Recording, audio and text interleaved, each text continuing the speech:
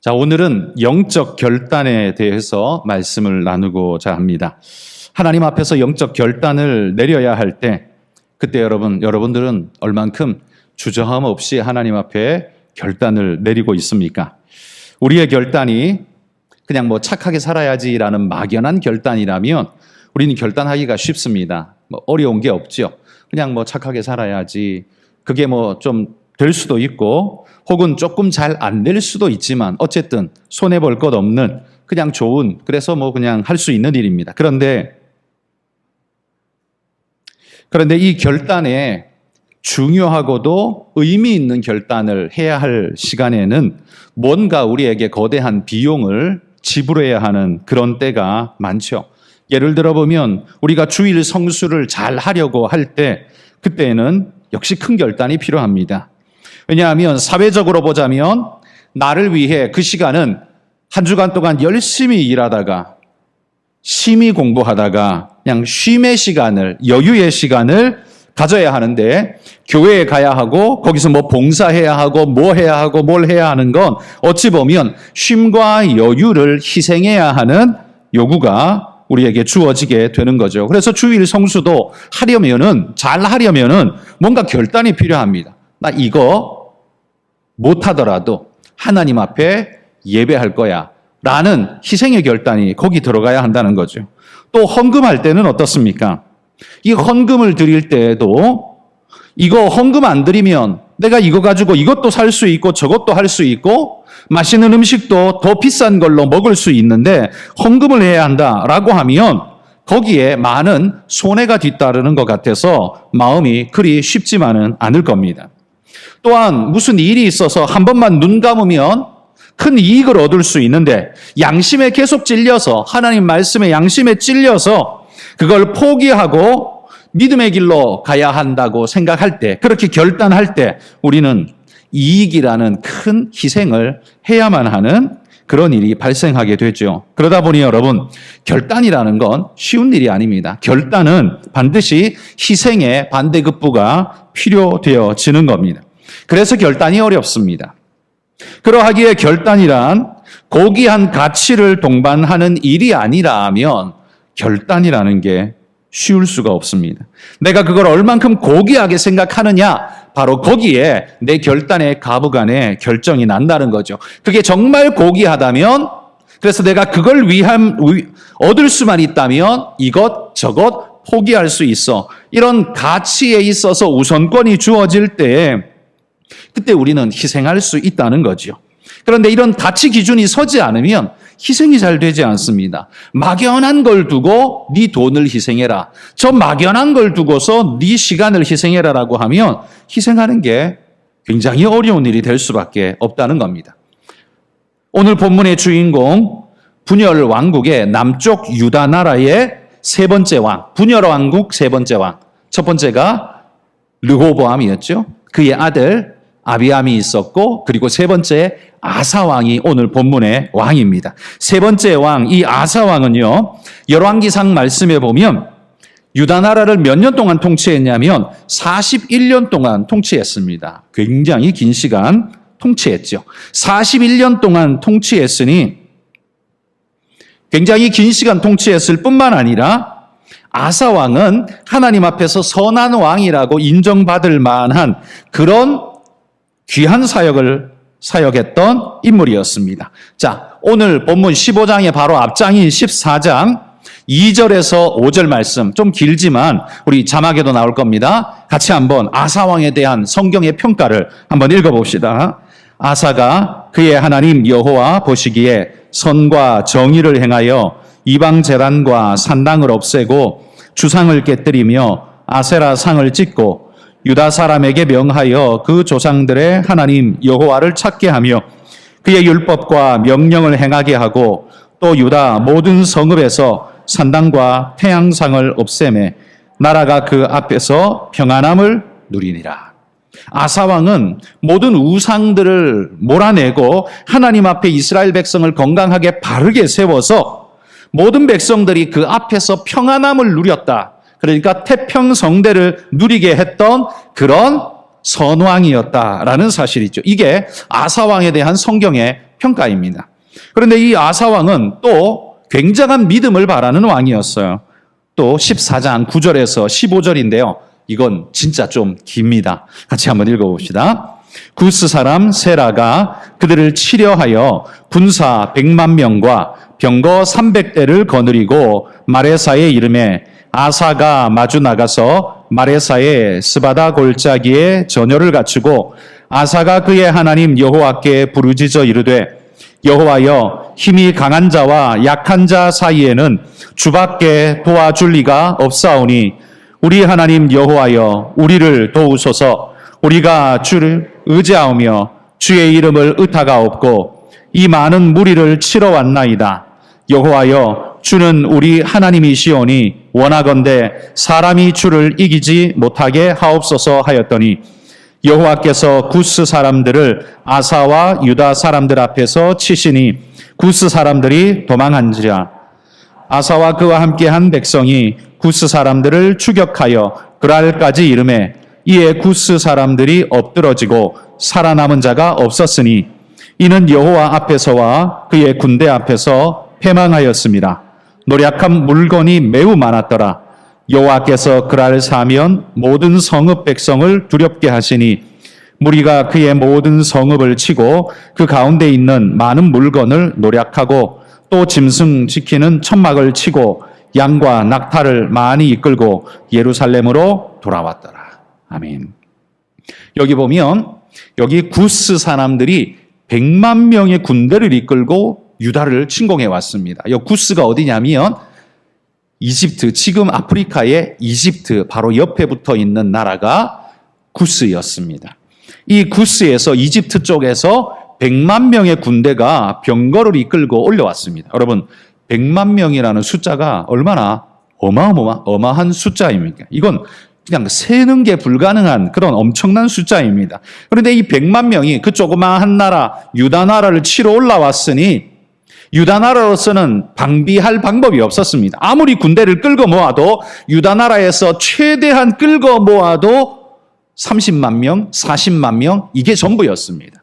근데 이 100만 명을 상대해서 그것도 강력한 그 이집트 옆에 구스 나라, 그 당시에는 이집트가 통할하고 있었기 때문에 그 나라를 감당한다는 건 유다 땅으로서는 불가능한 일이죠. 그런데도 불구하고 그 일을 맞닥뜨렸을 때 이 아사왕은 어떻게 했느냐? 하나님 앞에 나아가서 엎드려 기도하며 하나님이여 우리를 도우소서라고 말하면서 이 사람 앞에서 도와주실 리 주님밖에 없습니다. 그러면서 주님을 의탁했더니만 하나님이 그들보다 앞서 나가서 이 구스 나라 군사들을 하나님이 무찔러 주셨다라고 말합니다. 그래서 이 100만 명이요 군대만 옵니까? 아니죠. 군대가 오려면 먹고 자고 해야 되는 군수품들이 따라와야 합니다. 엄청난 전리품들이 생겨난 거죠. 100만 명을 무찌르고 쫓아보내고 난 다음에 남아있는 수많은 전리품들을 싹 거두어서 유다 땅에 가지고 가면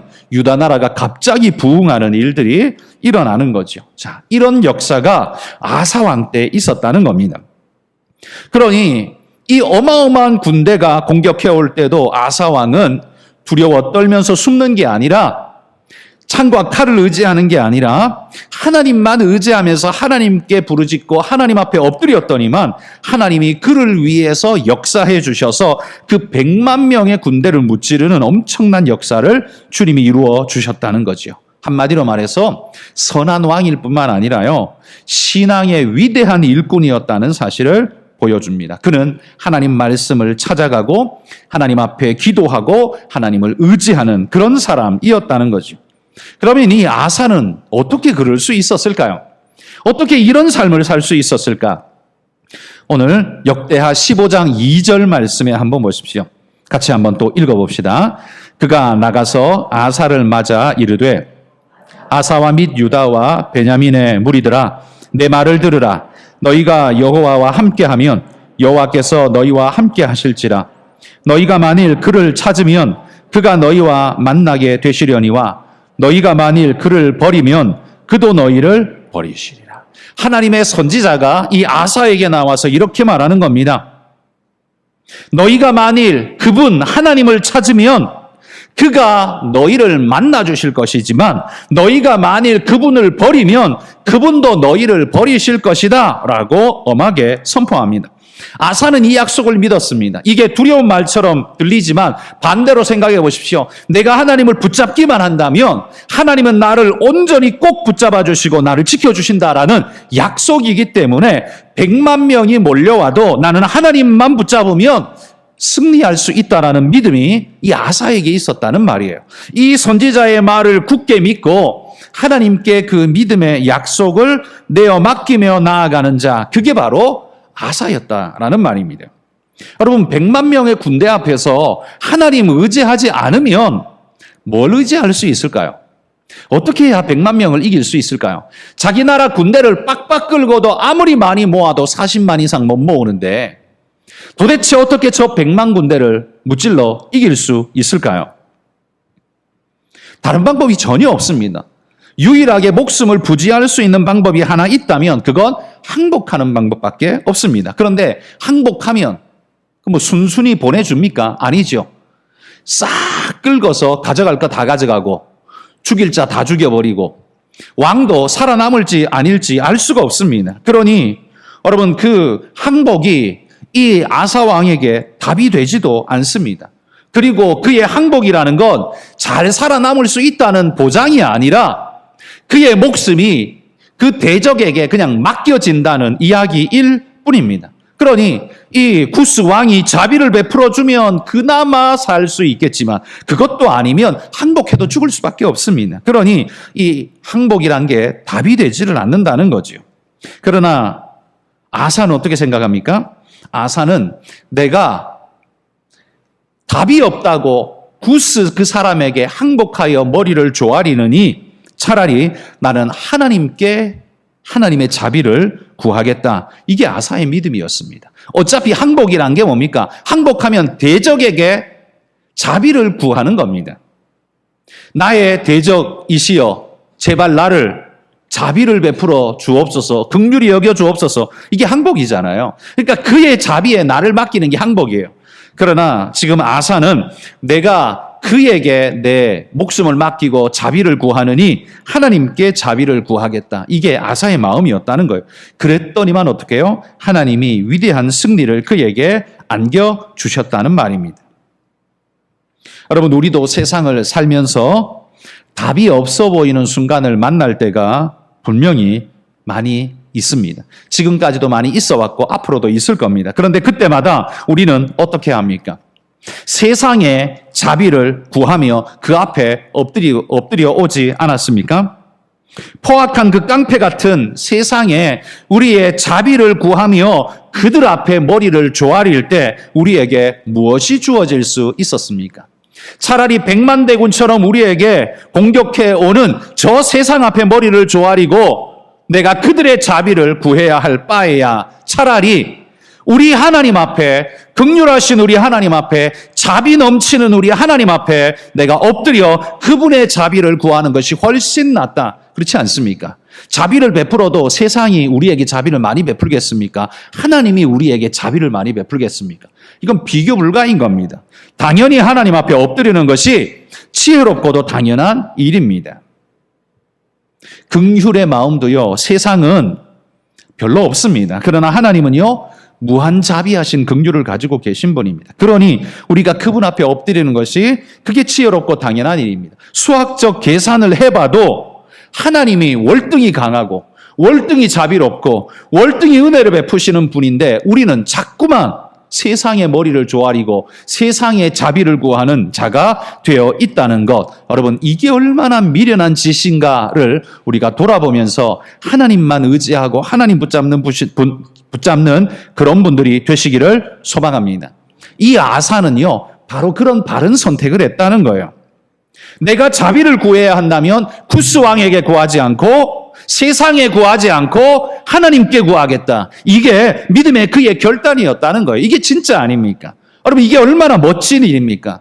우리 성도님들도 살아가시면서 여러분, 자비를 구해야 한 절실히 필요로 되어지는 때가 있다면 세상이 아니라 하나님께 구하십시오. 아무것도 없는, 사실 줄 마음도 없는 그 세상 앞에 머리를 숙이는 그 비참한 일보다는 우리에게 모든 것을 주실 수 있는 그 하나님께 머리를 숙이고 자비를 구하면 하나님이 반드시 우리에게 복을 더하실 것입니다. 그런데 여러분, 이 아사 왕에게요, 문제가 생겼습니다. 오늘 본문 이야기입니다. 이제 이 본문에 보면 아사 왕의 어머니 태후라고 나오죠. 왕의 어머니 모후를 태후라고 부르지 않습니까? 이 태후가 아사 왕의 정책과 신앙에 완전히 역행하는, 우상 숭배하는 사악한 짓을 왕궁 안에서 저질렀습니다. 아세라 목상을 만들어서, 목상이란 건 나무로 빚어 만든 우상이잖아요. 나무 신상을 조각해가지고 세워놓고 그 앞에 절하고 그 앞에 제사를 지내는 그런 끔찍한 일을 이 태후가 행하고 있는 겁니다. 아들 왕은 지금 종교개혁을 일으키고 우상을 척결하고 온 백성에게 하나님만 섬기라라고 그렇게 담대하게 외치고 있는데, 정작 왕궁 안에서 왕의 어머니는 왕궁 안에서 우상을 만들어 놓고 우상을 섬기고 있는 끔찍한 일이 벌어지고 있는 겁니다. 여러분, 이런 일을 저지르는 자가 왕의 어머니이니 누가 그를 막을 수 있겠습니까? 다 발을 동동 구르고 저거 어떡하면 좋아, 저거 어떡하면 좋아 라고 말할 수밖에 없는 상황이죠. 그를 막을 수 있다면 오직 왕밖에 막을 수 없는 겁니다. 왕만이 할 수 있는 거예요. 그런데 이 왕도 입장이 난감하지 않습니까? 왜냐하면 아들이니까요. 아들이 어머니를 어떻게 할 수도 없지 않습니까? 그러니 아들인 아사 왕은 굉장히 난감합니다. 어머니를 어떻게 한다는 건 신앙적으로는 이 우상 숭배한 어머니를 처리하는 것은 신앙적이라고 볼 수 있지만, 이걸 도덕적으로 가지고 가면 도덕적으로 자식이 어머니를 폐하고 해한다는 건 이건 있을 수 없는 폐륜의 일이죠. 그러니 이게 심리적으로 굉장히 부담스러운 일일 수밖에 없습니다. 도덕적 비난이 쏟아질 수밖에 없고, 잘못했다간 또 그렇다고 또 이건 내버려 뒀다가는 온 나라가 우상 숭배에, 아무리 왕이 뭐라고 해도 뭐 왕궁 아래서는 우상 숭배 잘만 하더만, 네 어머니나 잘 다스려, 뭐 이런 소리 하면서 우상 숭배를 해버리면 왕으로서도 체면이 서지 않고 아무것도 할 수 없는 우상 숭배가 독버섯처럼 퍼져가는 일이 될 수 있습니다. 여러분, 이거 얼마나 난감한 상황입니까? 여러분이 왕이라면, 여러분의 어머니가 이런 우상 숭배의 주동자가 되어서 하고 있다면 어떻게 하시겠습니까? 도덕적 문제가 내 앞을 가로막고 있고 신앙적 문제도 내 뒤에서 등을 떠밀고 있습니다. 그 사이에 끼어 있는 나는 어떻게 해야 될까요? 여러분, 이게 바로 신앙을 살다 보면 만나게 되는 딜레마입니다. 문제입니다. 문제와 도리가 지금 부딪히고 있습니다. 어떻게 해야 되는 겁니까? 신앙과 아들로서의 도리가 지금 부딪히고 있습니다. 도덕과 신앙이 충돌하고요. 가족과 하나님이 충돌하고 있고요. 먹고 사는 문제와 신앙이 충돌할 때, 여러분, 우리는 그때 어떻게 해야 되는 겁니까? 여러분들은 어떻게 하고 계십니까? 아사가 당면한 이 결단의 문제는요, 신앙의 문제뿐만 아니라 도덕의 문제까지도 포함하고 있습니다. 그러나 아사는 피해갈 수 없었습니다. 결단을 해야만 했습니다. 하나님을 향한 바른 선택, 그리고 이 나라 유다를 위한 바른 선택, 그것은 우상을 척결하고 죄를 끊어내는 일이라고 그는 생각했습니다. 비록 그 대상이 자기 어머니라 할지라도 그러해야 한다라고 생각한 거죠. 여러분, 이 아사의 결단에는요, 큰 희생이 요구되어지는 겁니다. 아들로서 심리적 부담이 어마어마했을 것이며 도덕적으로 폐륜하라는 소리를 들을지도 모르며 반대로 나라를 건져야 한다라는 그 마음의 국가적 필요가 그를 심대하게도 마음을 쪼고 있었을 겁니다. 무엇보다 아사는 이 문제 앞에서 선택해야 하는 벼랑 끝에 몰려 있는 겁니다. 그때 아사는 어떻게 선택했느냐? 그는 어머니가 아니라 하나님을 선택했습니다. 그때 아사는 이렇게 생각했을지 모르죠. 하나님이라면 어떻게 하셨을까? 하나님이 원하시는 건 무엇일까? 이 생각을 하지 않았을까요? 부모 생각하다가 주저 했을까요? 아닐 겁니다. 아마 마음에 근심도 많이 되었지만 아무리 도덕적인 문제 혹은 내 어머니인데 하는 마음의 찔림의 문제가 있다 하더라도 하나님 앞에서 바른 길을 걷는 것이 내일에도 좋을 수밖에 없고 이 나라에도 좋은 선택이 될 수밖에 없다는 결단을 가지고서 고통스럽지만 어머니를 태후의 자리에서 쫓아내는 그 끔찍한 일을 행할 수밖에 없었다는 겁니다. 여러분, 우리에게도 정말 어찌할 수 없는 이 선택의 문제, 결단의 문제가 살아가면서 분명히 찾아오게 될 겁니다. 교회 가야 돼, 학원 가야 돼 라는 문제가 생길 수 있고요.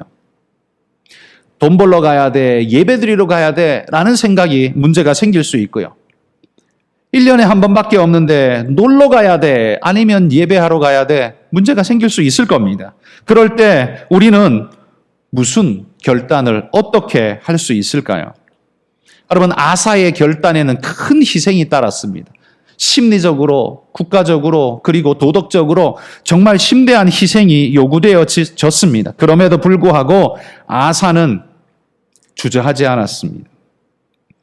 여러분, 우리가 세상을 살아가면서 우리도 분명히 이런 결단의 시간을 맞이하게 될 겁니다. 분명히 내가 원치 않아도 결단해야 하는 시간이 분명히 찾아오게 될 겁니다. 여러분, 그때를 위해서 제가 4가지의 성경 구절을 여러분에게 알려드리도록 하겠습니다. 첫 번째 구절, 마태복음 10장 37절, 38절 말씀입니다. 읽어봅시다. 아버지나 어머니를 나보다 더 사랑하는 자는 사랑하는 자도 내게 합당하지 아니하며 또 자기 십자가를 지고 나를 따르지 않는 자도 내게 합당하지 아니하니라. 예수님의 이 말씀에 우리의 답이 있죠. 아버지와 어머니는 내가 가장 사랑하는 가족이지만 그럼에도 불구하고 하나님의 말씀보다 앞서지 않습니다. 왜냐하면요, 우리 아버지, 우리 어머니도 하나님의 자녀일 뿐이기 때문입니다. 나도 하나님의 자녀이고요. 내 어머니, 내 아버지, 내 입장에서는 어머니, 아버지지만 그도 역시, 우리 부모님도 역시 하나님 앞에서는 자녀일 수밖에 없습니다. 그러면 누구의 말을 들어야 옳습니까? 더 위에 계시는 그분의 말씀을 듣는 것이 옳다는 겁니다. 아버지와 어머니도 하나님 말씀에 전적으로 순종해야 할 피조물일 뿐입니다. 또한 하나님의 뜻에 정면 배치되는 이런 우상 숭배와 같은 일들은 우리가 거부하는 것이 오히려 그들을 살리는 길이 될 수 있습니다. 그가 어머니라고 해서 어머니 하는 건 다 옳습니다. 그래서 우상 숭배와 죽음의 길, 죄의 길을 걸어가도 박수치면서 잘하고 계십니다 라고 말하는 건 다 같이 죽는 길, 죽음의 길, 지옥의 길을 가는 겁니다. 그건 결코 현명한 선택이 될 수가 없죠. 그건 죽음의 길일 뿐입니다. 또 한 가지, 마태복음 10장 32절, 33절 두 번째 구절입니다. 읽어봅시다. 누구든지 사람 앞에서 나를 시인하면 나도 하늘에 계신 내 아버지 앞에서 그를 시인할 것이요. 누구든지 사람 앞에서 나를 부인하면 나도 하늘에 계신 내 아버지 앞에서 그를 부인하리라. 여러분, 이 말씀을 꼭 기억하십시오. 오늘 나의 선택은 단순 선택이 아니라 사람 앞에서 나를 시인하는, 여기서 나는 하나님입니다. 사람들 앞에서 하나님을 시인하고 선택하는 바로 그런 선택이라는 말입니다. 그 선택은요, 이후에 엄청난 결과를 낳게 됩니다. 내가 사람들 앞에서 하나님을 시인하면 하나님이 뭐래요? 하나님께서요, 마지막 재판장에 갔을 때 모든 사람이 죽고 하나님의 심판석 앞에 섰을 때 하나님이 말씀하는 겁니다. 네가 나를 사람들 앞에서 인정하고 알아준 것처럼 나도 너를 안다. 너는 내 자녀고 내가 너를 보장한다. 그래서 하나님 우리에게 구원을 주신다는 겁니다. 하나님의 심판석 앞에서 하나님이 나를 시인할 것이며 구원해 줄 것이라는 말이에요. 그런데 우리가 세상 앞에서 하나님을 부인하고 나 예수 안 믿어요. 나 교회 안 다녀요. 나 몰라요. 하고 하나님을 부인하면 어떻게 해요? 하나님도 마지막 심판석에서 재판받을 때 어떻게 한다고요? 나 쟤 몰라. 지옥행 잘 가. 라고 될 수 있다는 거예요. 이게 얼마나 끔찍한 일입니까? 여러분, 이 땅에 살면서 그냥 조금 일명 부끄럽다라고 여기는, 혹시 손해볼지도 모른다고 여기는 그거 조금 비켜가려다가 나중에 뭘 만나요? 지옥을 만나면 그게 현명한 선택입니까? 가장 어리석은 선택이 되는 겁니다. 가장 미련한 선택이 되는 겁니다. 여러분, 내가 결단해야 할 이 순간에 도덕적, 물질적 혹은 관계적인 문제가 나를 조금 어렵게 한다 할지라도 여러분, 하나님을 향한 우리의 선택, 결단을 포기하지 마시기를 바랍니다. 주님을 선택하면요, 하나님이 우리를 선택하시고 우리를 보호해 주십니다. 여러분, 다니엘이 왕의 도장 찍힌 거 알고 30일 동안은 누구한테도 예배드리거나 기도하면 안 돼. 왕의 도장 찍힌 거 알고 그렇게 기도하는 자는 사자굴에 집어넣을 거야 라는 그 명령을 알고서도 다니엘은 어떻게 했습니까? 하나님을 선택했지 세상을 선택하지 않았습니다. 그렇게 했더니만 하나님이 어떻게 해요? 사자굴 속에서도 하나님이 다니엘을 선택해주고 알아주고 인정해줬습니다. 어떻게 해요? 사자들 입을 다 막아버렸습니다. 감히 다니엘을 물 생각도 못하도록 하나님이 사자를 거의 고양이같이 얌전하게 만들어버렸습니다. 그러나 진짜 고양이가 됐나요? 아닙니다. 진짜 배고픈 사자였습니다. 다니엘이 그 다음 날까지 살아있자 왕이 그를 꺼냅니다. 그리고는 분노에 가득 차서 다니엘을 모함하고 죽이려 했던 자들을 다 사자굴에 집어 던져버렸습니다. 그렇더니만 슝 하고 떨어지는데 어떻게 해요? 바닥에 닿기도 전에 사자들이 뛰어들어서 물고 뜯어버려가지고 바닥에 떨어지기도 전에 이미 해체되어 버렸습니다. 여러분, 이게 바로 하나님이 우리를 알아주시면, 우리가 하나님을 시인하면 하나님도 우리를 시인하신다라는 말씀의 좋은 샘플 아니겠습니까? 여러분, 그런 믿음을 가지고 하나님을 택하십시오. 오늘 비록 조금 손해나고 조금 부끄럽고 조금 어떻고 할지 모르지만 결국에는 하나님이 반드시 우리에게 승리를 주시고 큰 은혜를 주실 줄 믿습니다. 여러분, 우리가 하나님을 선택하고 하나님의 말씀을 따르게 된다면 어떤 일이 우리에게 주어질까요? 세 번째 구절을 기억하십시오. 계시록 20장 15절 말씀 읽어봅시다. 누구든지 생명책에 기록되지 못한 자는 불못에 던져지리라. 여러분, 생명책에 기록된다는 게 뭡니까? 이게 구원의 책이에요. 생명책은 하나님이 구원할 명단이 적혀 있는 책, 그게 생명책입니다. 거기에 이름이 기록되지 않은 자는 다 어디에 던져져요? 영원한 불못에 던져집니다. 이건 영원한 지옥에 던져진다는 똑같은 말입니다. 하나님의 생명책에 기록되지 못하면 영원한 지옥에 던져지게 되는데요. 계시록 21장 27절, 자, 마지막 구절 읽어봅시다.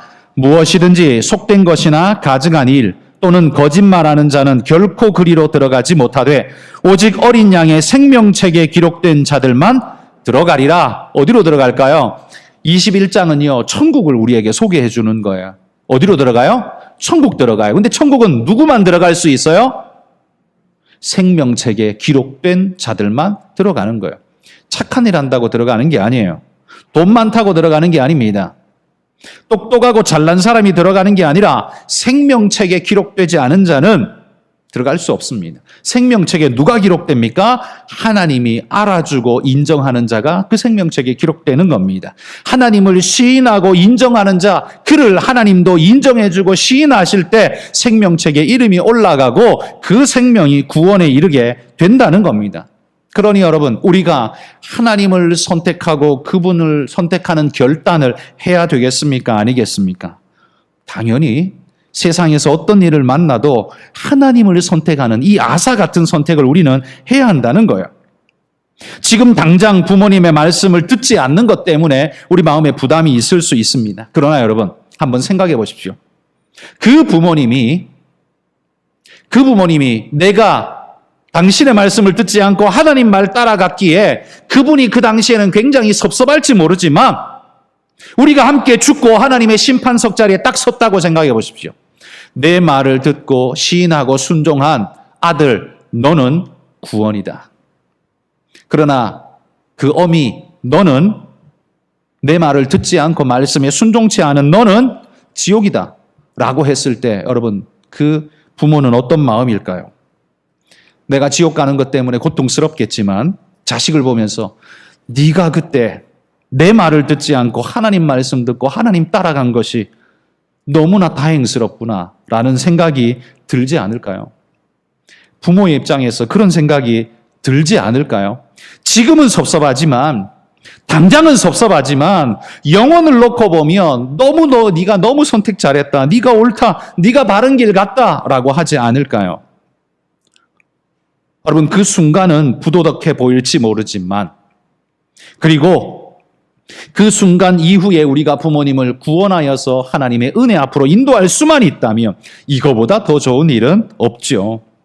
그래서 여러분, 우리가 부모님 말씀 듣는 것도 따라야 할 중요한 일이지만 우리의 영원한 부모님, 우리의 영적 부모님이신 우리 부모님의 부모님 되시는 우리 하나님의 말씀을 따르는 것이 훨씬 더 중요하다는 사실을 기억하십시오.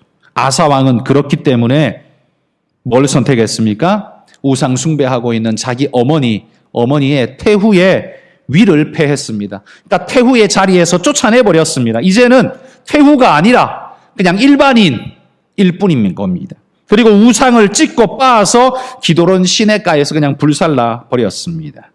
여러분, 그의 어머니가 얼마나 노발대발했을까요? 네가 내 자식이냐? 아마 그러면서 삿대질하면서 아마 소리 질렀겠지요.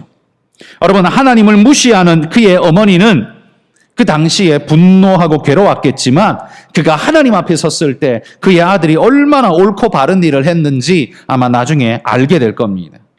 그러나 여러분, 오늘 말씀 주제처럼 아사 왕의 그의 결단은 큰 희생을 치러야만 했습니다. 어머니 말씀을 거역하는 것 같은, 그리고 어머니를 폐해야 하는, 쫓아내야 하는 이 끔찍한 희생을 치러야만 했습니다. 그러나 그 괴로운 희생은 의미 있고 값진 거였습니다. 우리가 살아가면서 신앙적 결단의 순간 치러야 할 그 큰 희생 때문에 우리는 주저하게 됩니다. 아무 일 없을 때는 교회 가지. 그런데 지금 내가 돈 벌 일이 딱 생겼어요. 그러면 교회 가지, 이 말이 잘 안 나오는 거예요. 내가 친구랑 약속한 그것이 하필이면 교회 갈 시간, 하나님 앞에 예배해야 될 시간, 그 시간에 딱 걸렸어. 어떡합니까? 희생해야지요. 하나님을 선택해야지요. 여러분, 그렇게 행할 때 하나님은 우리가 희생한 그 희생보다 수만 배, 수천 배, 수만 배 갚아주시는 분이라는 것을 기억하시기 바랍니다. 여러분, 신앙을 선택할 때 어떤 때는요, 물질적 손해를 볼 때도 있고 시간적 손해가 따를 때도 있고 남들 안 하는 걸 내가 해야 되는 손해, 그런 피곤함, 그 어려움이 따를 수도 있지만 그게 그리스도를 위한 희생이라면 그건 충분히 할 만한 가치가 있다는 사실을 기억하시기 바랍니다. 힘들지만 감당할 만한 가치가 있다는 것을 인정하시길 바랍니다. 여러분, 나의 선택은 세상 사람들 앞에서 내 하나님을 인정하는 것이 될 것입니다. 그리고 그 선택을 하나님은 귀히 여기셔서 우리를 알아주시고 우리를 높이 들어 하나님이 사용해 주실 줄 믿습니다. 그리고 마지막 심판석에서 하나님은 이렇게 말씀할 겁니다. 그 사람은 내 사람이다. 그 사람은 내 거야. 감히 손도 대지 마 라고 하나님이 우리를 보호하시고 말씀하실 거라는 거예요. 누가 감히 손댈 수 있겠습니까? 마귀가, 사탄이 그럴 수 있겠습니까? 하나님이 이렇게 말씀하는 자를 누가 감히 손댈 수 있겠습니까?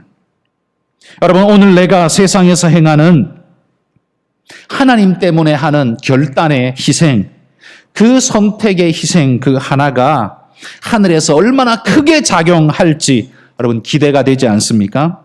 기대가 되지 않습니까? 내가 하나님을 위해 눈깔 사탕 하나 양보하면 하나님은 베스킨라빈스로 갚아주실 겁니다. 비교할 수 없는 엄청난 것으로 갚아주실 겁니다. 여러분, 그런 믿음을 가지고 주님 따라가고 주님 쫓아가고 주님 의지하는 우리 모든 성도님들이 되시기를 주의 이름으로 축복합니다.